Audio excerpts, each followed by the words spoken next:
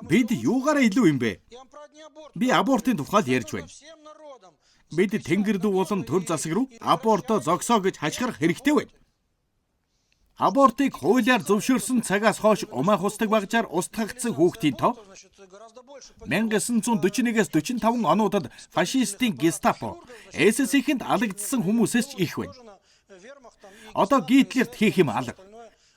Бид энэ бизнесийг зогсоох ёстой. Учир нь ямар ч аз жаргал ирдэггүй юм.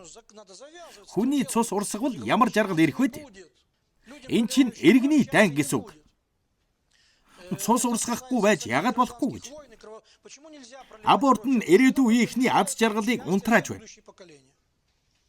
2 дугаар хууль номны 21-р бүлэгт еврейнэр оролцсон нэгэн үл мэдэгдэх аллагын талаар бичсэн байна. Хээр талд нэгэн хүний хүүр хэвтэж байна гэж төсөөлдөө хэн гэдэг хүнийг хэн алсан тодорхойгүй байв. Хамгийн ойрын хот руу очиж ахмадуудыг цуглуулах хэрэгтэй болов. Тэднийг авчирч харуулхад тэд бидний гар энэ хүнийг алаагүй. Хэн алуусныг нь ч хараагүй. Биднийг өршөө гэцгээс.